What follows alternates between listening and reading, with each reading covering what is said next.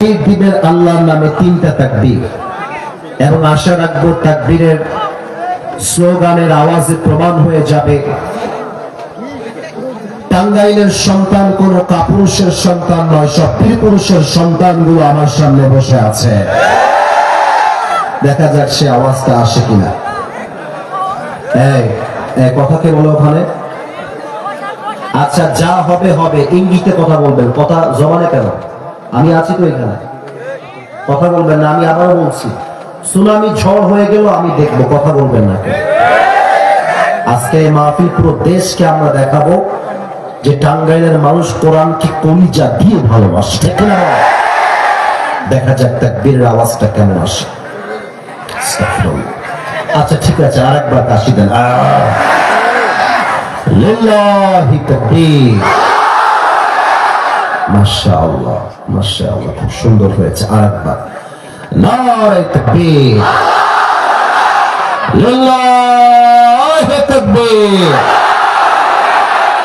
মাশাআল্লাহ। আমি 1 থেকে 3 গুনবো, এর মাঝে এই পেছনে কথা বলছো না তোমরা, এই ছেলেরা থামেন থামেন, আমি আছি ভাই, কথা বলেন না। এই তোমরা ক্যামেরা বন্ধ করে আমার ওয়াজ শোনো। সারাদিন টিকটক ছাড়া কিচ্ছু বোঝে না। মাইকম্যান যিনি আছেন, সাউন্ডটা আমার শুরুতে পারফেক্ট ছিল, ওই সাউন্ডটা আমি চাই। এখনো ঠিকঠাক হয়ে গেছে অনেকটা। পেছনে যেন আমি আর একটা কথাও শুনতে না পাই। পেছনে আমি 1 থেকে 3 গুনবো, এর মাঝে পুরো পরিবেশটা চাতক পাখির মতো হয়ে যাবে। আশা রাখবো 1 থেকে 3 গোনার পরে আর কোনো টু শব্দ আমার কানে আসবে না। দেখা যাক টাঙ্গাইলবাসী ভদ্রতা বজায় রাখতে পারে কিনা আজকের এই আলোক দিয়ার মাহফিলে। আমি আবারও বলছি, পুরো দেশ দেখবে এই মাহফিল। একটা টু শব্দ করবেন, আমি ধমক দিব, টাঙ্গাইলের বদনাম হয়ে যাবে। আমি আবারও পায়ে হাত রেখে বললাম, আর একটা শব্দ যেন আমি পেছন থেকে ডানে বামে সামনে না পাই। 1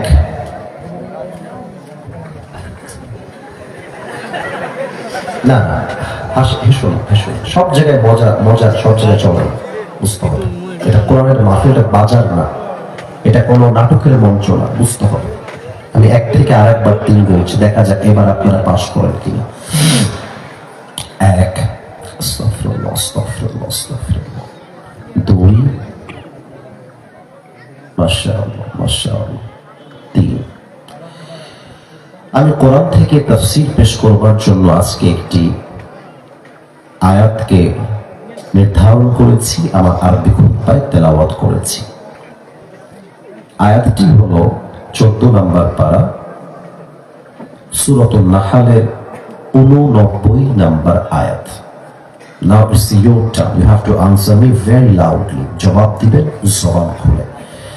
পারা নাম্বার 14, সূরার নাম সূরাতুন নাহল, আয়াত নাম্বার 89। এবার টাঙ্গাইলের যুবকদের, মুরব্বীদের উত্তর দেওয়ার পালা। বলেন তো আয়াত নাম্বার কত? 90।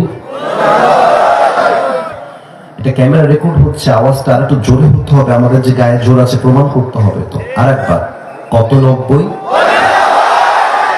আউযু বিল্লাহি মিনাশ শাইতানির রাজীম। ونزلنا عليك الكتاب تبيانا لكل شيء وهدى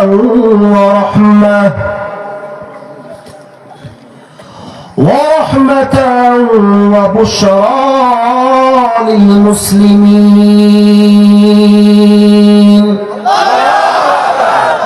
Allah says in this ayah, I have sent this Quran which is explaining everything in this world. Allah Ta'ala বলছেন, এমন একটা কিতাব আমি নাজিল করেছি মানব জীবনে যা দরকার, পার্লামেন্টে যা দরকার, রাষ্ট্রে যা দরকার, রাজনীতিতে যা দরকার, রাষ্ট্র সংস্কারে যা দরকার, জজ কোর্টে যা দরকার, হাইকোর্টে যা দরকার, নগর ভবনে যা দরকার, নির্বাচনে যা দরকার, ওয়াইফের যা দরকার, হাজব্যান্ডের যা দরকার, যুবকের যা দরকার, নারীর যা দরকার, মানব জীবনের এমন কোনো কথা নাই যে কথাটা আমি আল্লাহ তাআলা আমার এই কিতাবে বলে দেই নাই। তাও তো সুবহানাল্লাহ সবাই মিলে কইতে পারলো না। এবার একটা ইমানের প্রশ্ন করি সবাইকে, দেখা যাক গায়ের জোর আছে কিনা। ও ভাইজান, আল্লাহর এই কোরআনে সবই যে আছে, এই বিশ্বাস কি আমাদের আছে? খুব সুন্দর আওয়াজ এসেছে, আর একবার আছে। আমি কিন্তু কোন দলের লোক না, আগেই বলে দেই আমি একজন নিরপেক্ষ মানুষ। আমাকে নিয়ে অনলাইনে বিভিন্ন নিউজ হয়, বিভিন্ন কথা লোটে যায়, কিন্তু আমি কিন্তু ওই ক্যাটাগরির লোক না যা আপনারা আমাকে ফেসবুকে দেখেন সচরাচর। আমি যেটা বলবো কোন দলের দালালি করে নয়, আমার আল্লাহ আমাকে যে দায়িত্ব দিয়েছেন আমি সেটাই বলবো। কাউকে ভয় পাওয়ার টাইম আমাদের কাছে না, ভয় পাওয়ার টাইম নাই। এবার আপনারা জানেন, যদি এই মাহফিলে কেউ কোনো প্রকার বাধা দেয়, ওই যুবকরা ওই নেতার বাপের নাম ভুলাই দিবে এই জায়গাটা। অনেকে বলে মাইক হাতে নিয়ে, দেখেন তো আমার কথাটা মেলে কিনা, তারা বলে রাজনীতি আলাদা, কোরআন আলাদা। তারা বলে পার্লামেন্ট আলাদা, কোরআন আলাদা। তারা বলে রাষ্ট্র আলাদা, কোরআন আলাদা। আরে ভাই, ওয়াজের মধ্যে রাজনীতি এনো না, এটা কোরআনের মাহফিল, রাজনীতি বাদ দাও।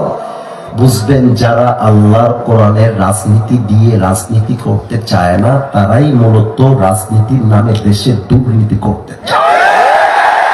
কারণ সে জানে আল্লাহর কোরআন দিয়ে রাজনীতি করলে চাঁদাবাজি করা যাবে না। সে জানে আল্লাহর কোরআন দিয়ে রাজনীতি করলে টেন্ডারবাজি বন্ধ হয়ে যাবে। এবং আমি যে বলেছি আল্লাহর কোরআনে সব আছে, শুধু চাপার জোরে বলবো না, প্রত্যেকটা কথা দলিল দিয়ে দিয়ে বলবো। এবং আমার মনে হয় আজকের যে যুবকরা এখানে বসে আছে, এরা যদি ঐক্যবদ্ধ হয়ে যায়, আগামীর পার্লামেন্ট হবে কোরআনের পার্লামেন্ট। তোমরা সবাই আল্লামা দেলোয়ার হোসেন সাইদি হুজুরের নাম শুনেছ না? আমার আব্বা জান, যুবক ভাইরা, এমন একজন মানুষ তিনি, যাকে আওয়ামী লীগরাও গোপনে ভালোবাসত। বিএনপি যেমন ভালোবাসে, ওটা নিয়ে কোনো অবজেকশন নেই, কিন্তু আওয়ামী লীগরাও ভালোবাসত। এখন তো আওয়ামী লীগের ভাইয়েরা অনেকে গোপনে আছেন। আমার সাথে ওই সময়ে অনেক আওয়ামী লীগের ভাইয়ের কথা হতো, আলাপ হতো। কেন হতো সেটা বলে দেই। কারণ তারা আমাদের মাহফিলে আসতেন, প্রত্যেকটা মাহফিলে প্রধান অতিথি থাকতেন আওয়ামী লীগের কোন নেতা। তো অনেকের সাথে আমার কথা হতো, আমাকে বলতো, হুজুর আমি সময় পেলে দুইজন মানুষের ওয়াজ শুনি, এক ডক্টর আজহারি আর এক হচ্ছে আল্লামা সাইদি। এমন একটা মানুষ যুবকরা ভালোবাসে, মুরব্বীরা ভালোবাসে, বিএনপি ভালোবাসে, জামাত ভালোবাসে, আওয়ামী লীগ ভালোবাসে। এটা ব্যক্তির জন্য নয়, এটা হচ্ছে আল্লাহর কোরআনের ভালোবাসা। উনি একটা কথা সেই দিন বলছিলেন ওনার মাহফিলে, আমি বসে বসে শুনছিলাম, চোখ দিয়ে আমার পানি বের হয়ে যাবে, এত চমৎকার তার কথা। উনি বলছিলেন যে আগামীকাল সকালবেলা যদি আপনার বাড়িতে ডিসি অফিস থেকে একটা চিঠি আসে, কিংবা জজ কোর্ট থেকে একটা চিঠি আসে, টাঙ্গাইলবাসী ওই চিঠির ভাষাটা বাংলা নয়, ভাষাটা হচ্ছে ইংরেজি ভাষা। এবার সবার উত্তর দেওয়ার পালা, দেখা যাক উত্তরটা আসে কিনা।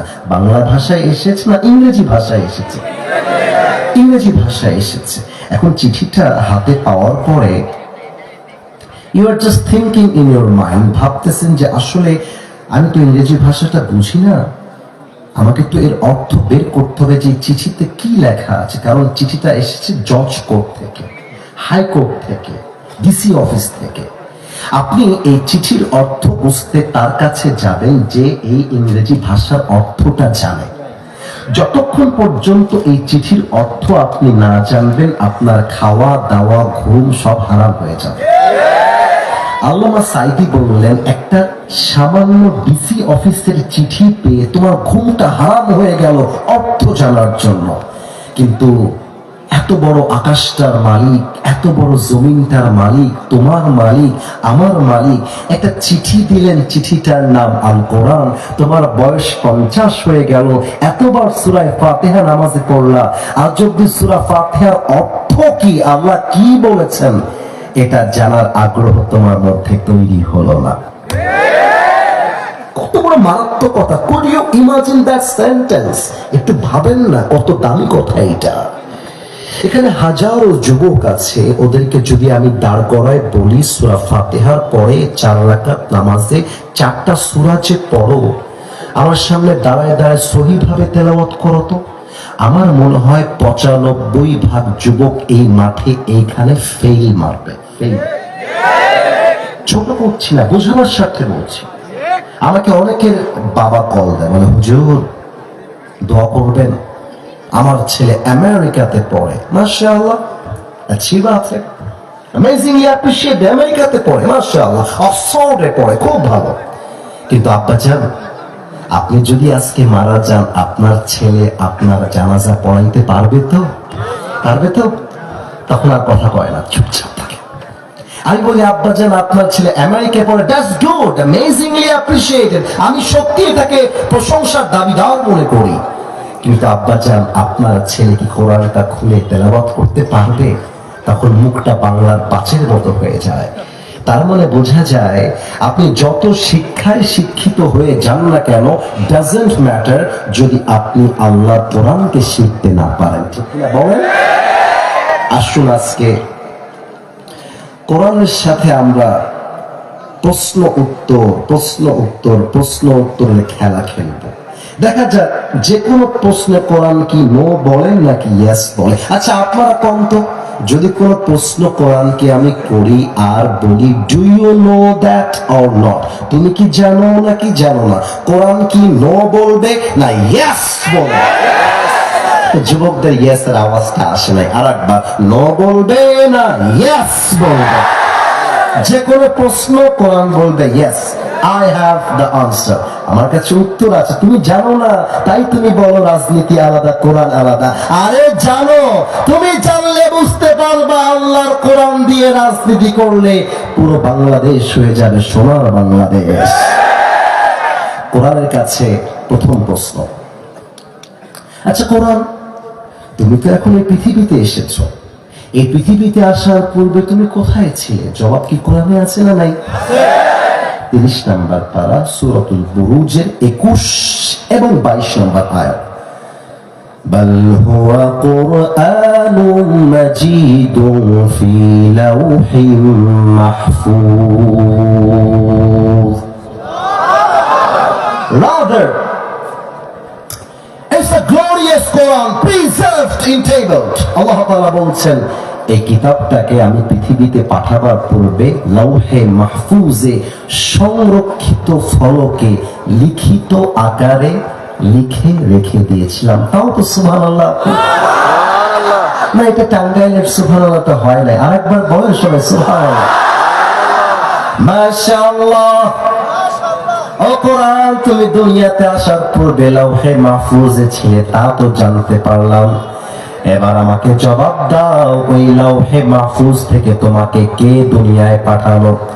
কোরআন তার জবাব দিয়ে বলছে, তানজিলাম মিম্মান খালাকাল আরদা ওয়াস সামাওয়াতিল উলা। This Quran has been sent down by him who has created the heavens and this big earth.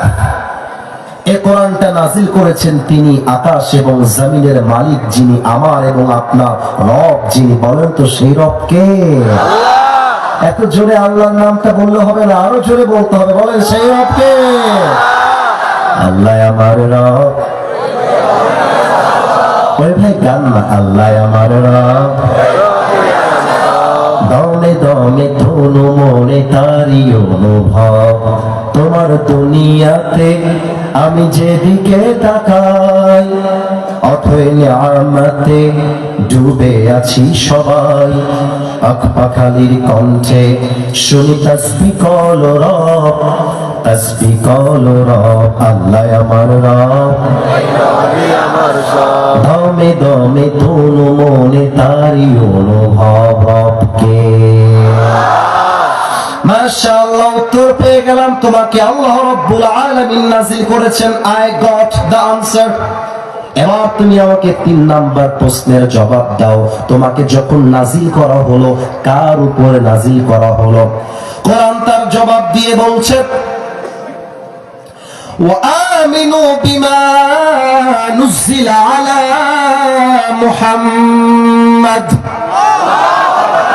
Believe in whatever Allah subhanahu wa ta'ala has sent to his last messenger Muhammad sallallahu alayhi wa sallam. ঈমান আনো সেই মহা সত্য বাণীর উপরে, যে বাণীকে আল্লাহ তাআলা তোমার প্যারা হাবিবের উপরে, তোমার প্যারা নবীর উপরে চির সত্য বাণী করে নাজিল করে দিয়েছে। তাও তো সুবহানাল্লাহ কইতে পারলাম না।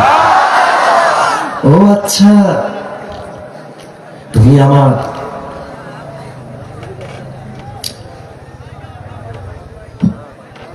একটা শব্দ যেন আমি না শুনতে পাই। হাত জোর করে আবদার করলাম। আচ্ছা কোরআন তুমি আমাকে বলো তো, তোমাকে যে মাসে নাজিল করা হলো ওই মাসটার নাম কি? জবাব তো মনে হয় কোরআনে নাই ভাইজান।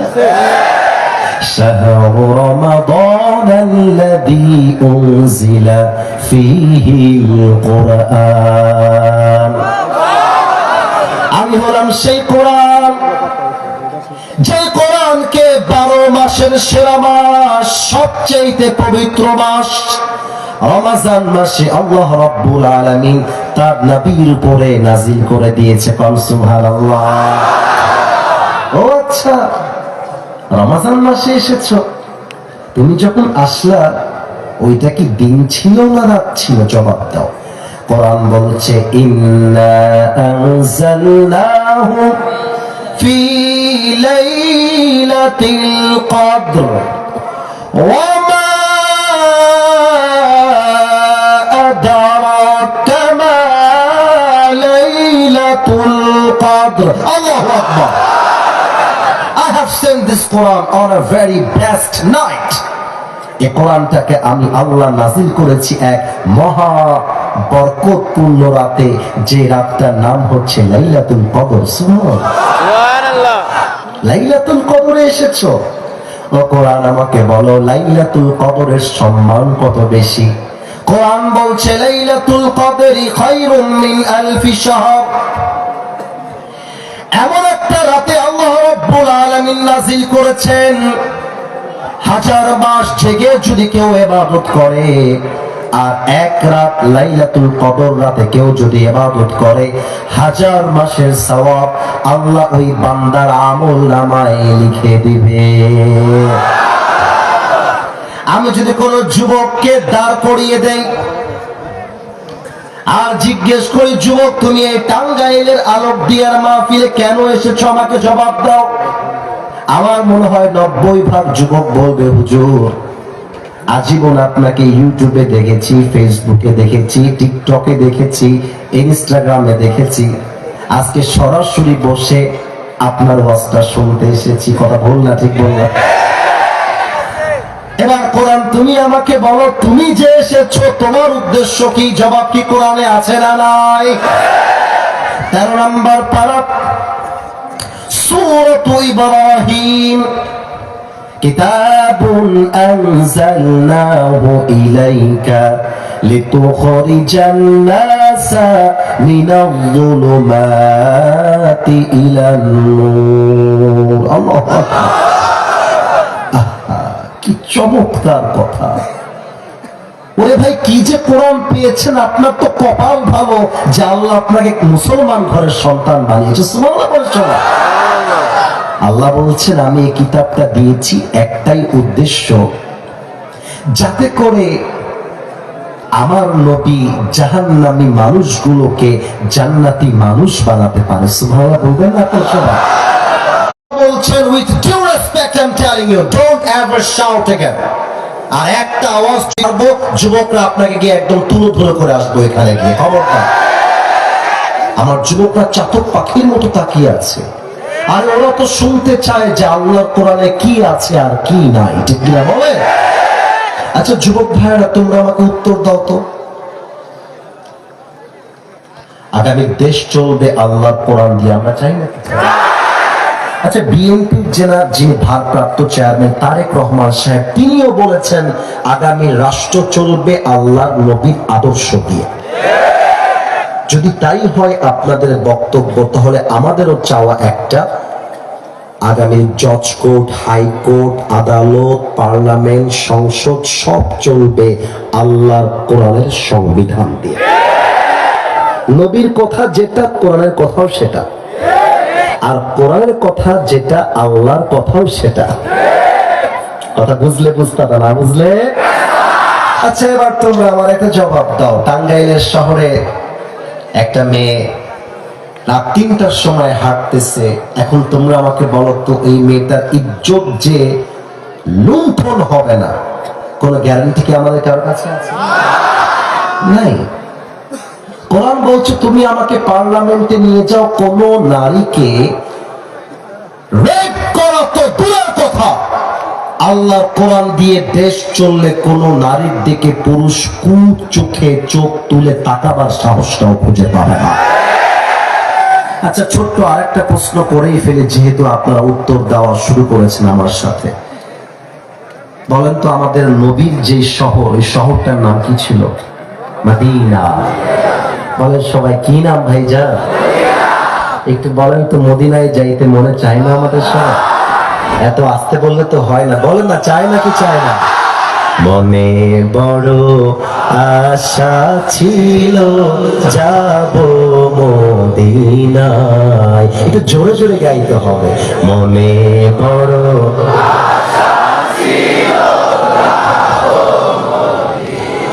সালাম আমি করব গিয়ে, সালাম আমি করব গিয়ে নবীর রওজায়।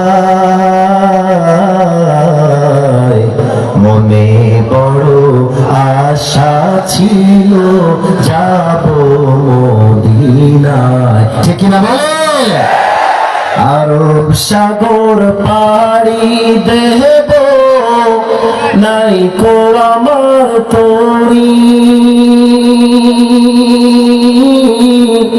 পাখি নই যে উড়ে যাব ডানাতে ভর করি।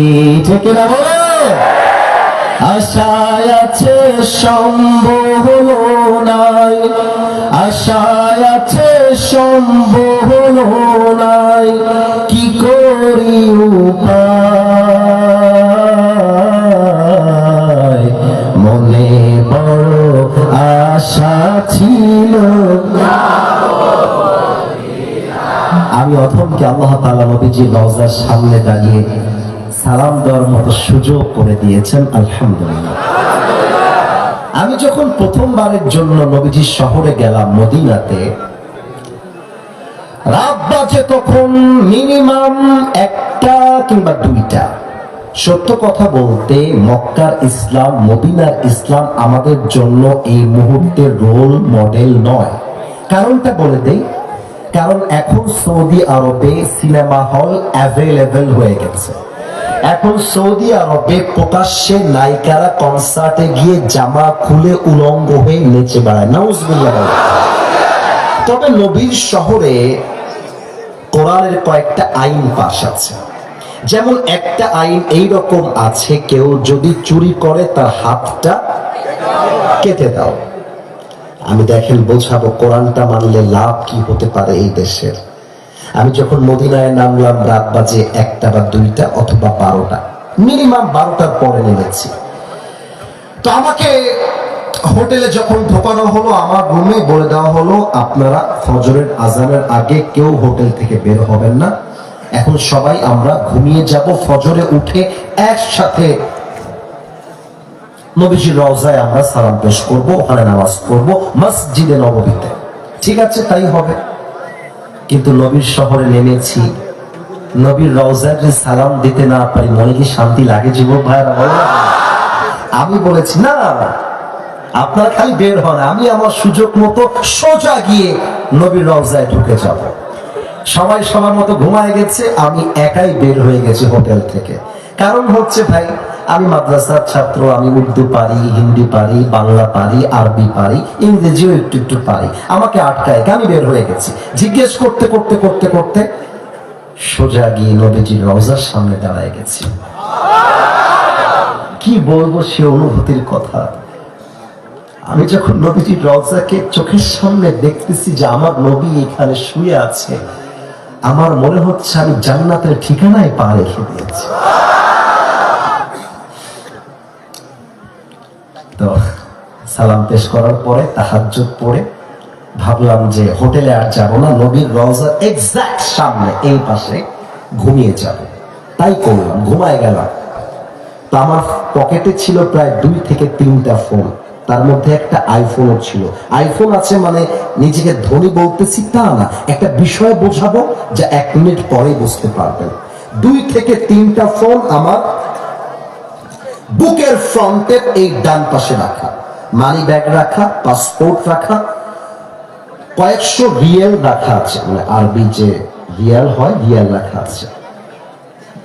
ঘুমায় গেলাম, কি কথা অবাক করা ব্যাপার, ঘুমানোর সময় যেভাবে রেখে ঘুমিয়েছি ঘুম থেকে উঠে দেখছি সেভাবেই ওই জায়গাতে রাখা আছে।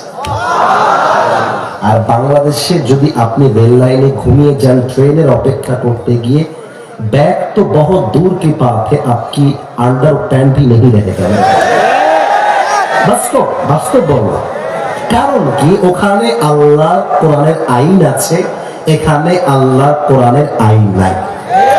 আজকে পার্লামেন্টে আইন পাস করেন যে চুরি করবে ডান হাত কেটে দেওয়া লাগবে, দেখবেন তারপরের দিন থেকে দেশে চুরি করা বন্ধ হয়ে যাবে। আসলে আর একটা কথা বোঝাই, আপনারা এখানে যারা এসেছেন বিভিন্ন দলের বিভিন্ন লোক এসেছেন, আমি একজন যুবককে এখন দাঁড় করাবো আল্লাহর আইন কাকে বলে আর মানুষের আইন কাকে বলে বোঝাতে চাই। ভাইজান আপনি দাঁড়ান, আপনি দাঁড়িয়ে আলা, হ্যাঁ হ্যাঁ হুজুর টাইপের ভাই, আপনি দাঁড়ান পেছনে পেছনে পেছনের পেছনের ভাই, হ্যাঁ হ্যাঁ উনি উনি উনি হ্যাঁ উনি উনি হ্যাঁ দাঁড়ান দাঁড়ান, ভয় নাই ভয় নাই, নতুন নতুন নতুন একটু ভয় পেয়ে গেছে। আপনার নাম কি? ইসমাইল। ইব্রাহিম আলাইহিস সালামের ছেলের নাম কি ছিল? ইসমাইল। মাশাআল্লাহ। ইসমাইল ভাই, don't fear, don't care. You're a very young man. You have to be very powerful. You have to be very energetic boy. ঠিক কিনা বলো? আরে সাহস থাকবে এমন মেয়েরা বিয়ের জন্য পেছনে লাইন ধরে দাঁড়িয়ে যাবে যে। আচ্ছা, ইসমাইল হচ্ছে এই আলোক দিয়ার একজন পাতি নেতা। মজা করে এক্সাম্পল দিলাম, এবার সবাই মিলে বলেন কি নেতা?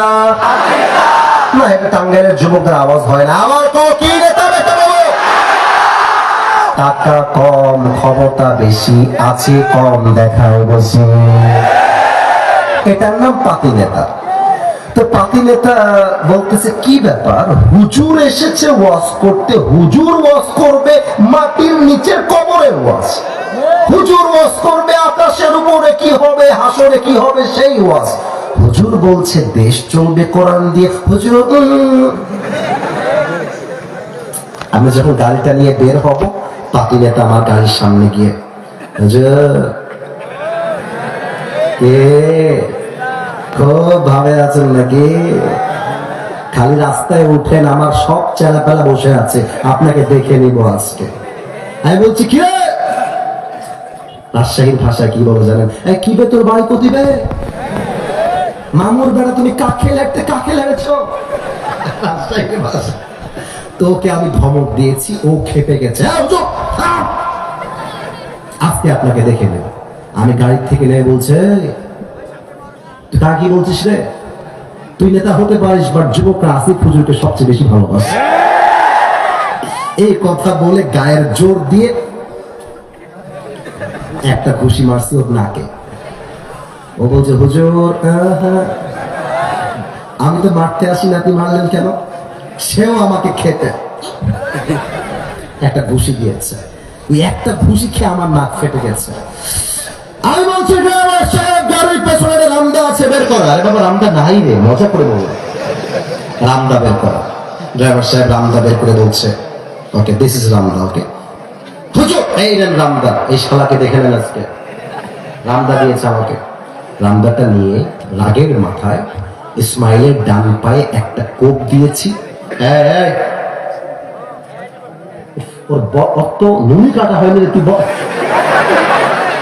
এতটুকু বাচ্চা ফোনে কি রে, তোর গার্লফ্রেন্ড না কি রে, কে ওইটা, কে? তোর জীবনে বিয়ে হবে না রে। একটা আওয়াজ আমি না পাই। এদিকে তাকান, তাকবীর দেন, নারে তাকবীর। মাঝে মাঝে একটু মজা করলে যুবকদের গায়ের জোরটা বেড়ে যায়, জন্য তাই না? এখন আমি যখন ডান পা এক কোপে কেটে দিয়েছি, আমার মাথার তার দুইজন আলেম মাথার তাজ বসে আছে, এইদিকে আমার কলিজার টুকরা কমিটির ভাইরা দাঁড়িয়ে আছে, বসে আছে। সবাই বলছে ধর হুজুরকে ধর। পুলিশ কম, পুলিশ আসছে, আমাকে গ্রেফতার করেছে পা কাটার অভিযোগে। 1 মাস পরে টাঙ্গাইলের জেলা আদালতে বিচার করবার জন্য আসিফ হুজুর জজ কোর্টের বিচারের কাঠগড়ায় দাঁড়িয়ে গিয়েছে। জজ সাহেব বলছে আসিফ সাহেবকে পা কাটার অপরাধে 5 বছরের জেল আর 3 লাখ টাকা জরিমানা। এই সবাই মিলে আমার দিকে তাকান, 5 বছরের জেল আর কয় লাখ টাকা জরিমানা?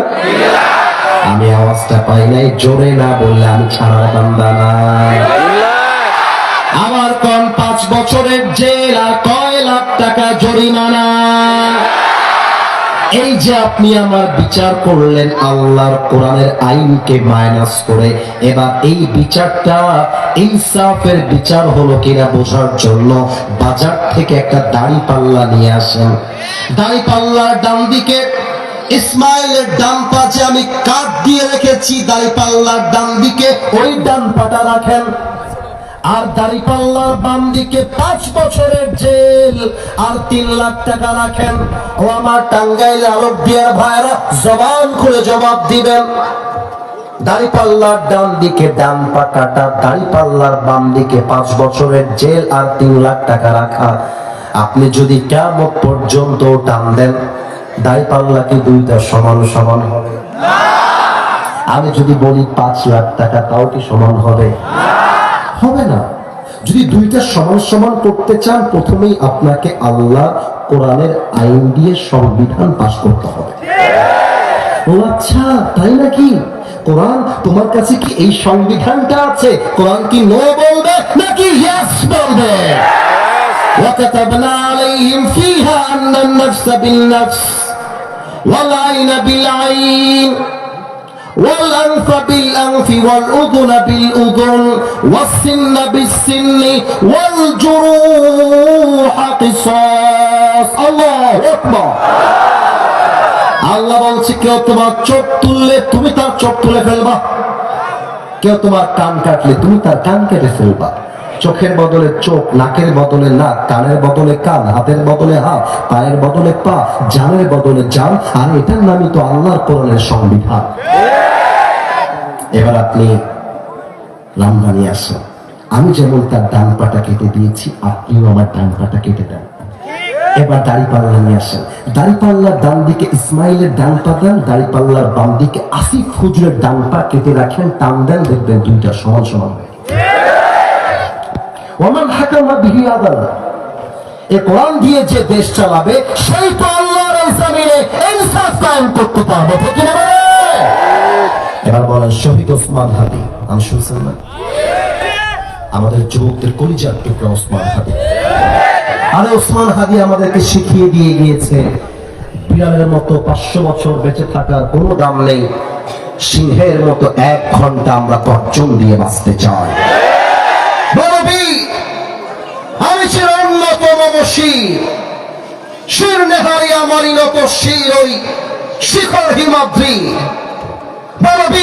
মহাবিশ্বের মহাকাশচারী, চন্দ্র সূর্য গ্রহ তারাচারী, ভূলোক ভূলোক গোলক ভেদিয়া খোদা আরশে দিয়া উঠিয়াছে চির বিস্ময়, আমি বিশ্ববিধাত্রী, আমি ছিল উন্নত শির, ঠিক না? আল্লামা ইকবাল লিখেছেন গম কে বাদ খুশি জরুর আতি হ্যায় और ये खुशी अपनी रब की तरफ से ही आती है, हर रात के बाद दिन की रोशनी जैसे छा जाती है। এই আওয়াজ কার মোবাইলে? আমি বললাম দু একটা বাচ্চা তো থাকবে, ওরাই তো আমাদের মাহফিলের সৌন্দর্য। আচ্ছা, এখানে যে বাচ্চারা লাফালাফি না করে 80 বছরের মুরব্বী লাভ দেয়, দেখতে ভালো লাগবে? এই তোমার ফোন বন্ধ করো বাবু, ফোন বন্ধ করো, ফোন বন্ধ করো, ফোন নাম্বার থাক, লাইট না মারি, ফোন বন্ধ করে ফেলো। আমার দিকে তাকান সবাই, আমার যদি এই কবিতার অর্থ আপনারা বোঝেন, আগে যেমন ঠিক বলেছেন, কবিতার অর্থ বুঝলে ঠিক বলবেন, যদিও এটা উর্দু ভাষায় আমি বলতেছি। আল্লামা ইকবাল লিখেছেন, দেখেন আল্লাহর উপরে ভরসা করলে বুকের পাটা কত বড় হয়। गम के बाद खुशी जरूर आती है और ये खुशी अपनी रब की तरफ से ही आती है। हर रात के बाद दिन की रोशनी जैसे छा जाती है, सबर करने वालों को खुदा की तरफ से नियामत वैसे ही मिल जाती है। जो दुख में भी अपनी रब को याद करता है, रब उसका हाथ कभी नहीं छोड़ता।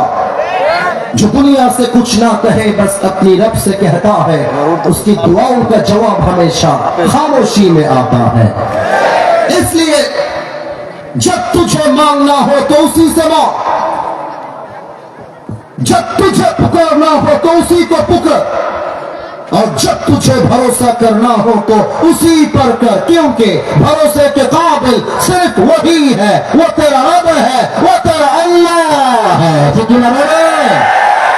আচ্ছা প্রিয় ভাইয়ের, আমি এসেছি 1 ঘন্টা হয়ে গেছে। আমার নিয়ম অনুযায়ী আমার ওয়াজ কিন্তু শেষ, কিন্তু আমার তো মনে হয় এমন, যদি ফজর পর্যন্ত আজকে ওয়াজ হতো কোন যুবকরা বাসায় ফিরে যেত না। আমাদের স্যার এসেছেন, আমার কথা শেষ হওয়ার পর স্যার সালাম বিনিময় করবেন, তারপরে দোয়া হবে। তবে এখন যে কথাটা বলবো, প্রবাদ বাক্যে আছে, শেষ ভালো যার সব ভালো তার। আমরা শেষটা ভালো করতে চাই, একটু সবাই মিলে তাকবীর দেন, নারে তাকবীর। জাস্ট একটা হাদিস বলি আজকের। পেছনে একজন উঠতেছে, কে এটা? বসায় দেন, বসায় দেন, যুবক হলে বসায় দেন। আচ্ছা, মুরব্বী হলে যাইতে দেন। আর যদি কেউ উঠে যায় ওর লুঙ্গিটা টান। আচ্ছা, এবার আমার দিকে তাকান। আপনারা সবাই রাজশাহী বিভাগের নাম শুনেছেন? রাজশাহী বিভাগে একটা জেলা আছে, নাম হচ্ছে বগুড়া জেলা। নাম শুনেছেন আপনারা সবাই? প্রিয় ভাইরা আমার, আমি একটা কথা বলতেছি, কেউ রাগ করবেন না। আমি যদি স্টেজ থেকে এখন নেমে গিয়ে পকেট চেক করা শুরু করি, এখানে এমন লোক খুঁজে পাওয়া যাবে যার পকেট চেক করলে বিড়ির প্যাকেট খুঁজে পাওয়া যাবে। এখানে বসে আছে, এখানে এমন এক যুবক বসে আছে যে যুবকের মোবাইল ফোনটা চেক করলে অনেক মেয়েদের উলঙ্গ ভিডিও ছবি খুঁজে পাওয়া যাবে। আজকের এই মাহফিলে অনেক মায়েরা বোনেরা হয়তো বা আমার ওয়াজ শুনতে এসেছেন। আমি বলতে চাই না, তবুও বলতেছি, আমার যুবকরা সব বসে আছে। একটা হক কথা বলে দিয়ে যাই, দাড়ি আর টুপি পরলে যেমন হুজুর হওয়া যায় না, বোরকা পরলে তেমন দিনদার মেয়ে হওয়া যায় না। পার্কে, রোডে, রাস্তায়, ঘাটে যত মেয়ে প্রেম করে তার 80% মেয়ে বোরকাওয়ালিরাই প্রেম করে না। আর এমন ভাবে বোরকা পরে দেখলেই মনে হবে यार ये लड़की तो अभी के अभी जन्नत से भाग के दुनिया में आई है। কনফার্ম জান্নাতি টাইপের অ্যাটিটিউড। কিন্তু আমি বলবো, যে মেয়েরা পার্কে গিয়ে বোরকা পরে প্রেম করে বেড়ায়, তাদেরকে বলে দিও তোমার উপরে ফিটফাট, ভেতরে পুরোটাই সদরখান। আর অনেক মেয়ে আছে দেখবা, দাড়িওয়ালা যুবক দেখলে এদের পছন্দ হয় না, গাঞ্জাখোর দেখলে পছন্দ হয়। আমি জানি এটা শুনলে মেয়েরা রাগ করবে, কারণ সত্য সত্য, এটা বলতে আমাদের কোনো বাধা নেই যুবক ভাইয়া, তাই না বাবা? এবার অনেক মেয়ে আছে দেখবা, টাকা আর সরকারি চাকরি পাইলে বুইরা টাকলার সাথে আমি সেই মেয়েদেরকে বলতে চাই, যে মেয়েদের দাড়িওয়ালা পছন্দ নয়, তাদের জন্য বিটিএস এর হিজড়া ছাড়া সেকেন্ড অপশন নেই। আর যে মেয়ে আমাকে দাড়ির জন্য বিয়ে করতে চায় না, সে তো আমার বাড়ির বাড়ার যোগ্যতাই রাখে না। আর যে আমাকে দাড়ির জন্য বিয়ে করতে চায়, সে তো আমার বাড়ির বড়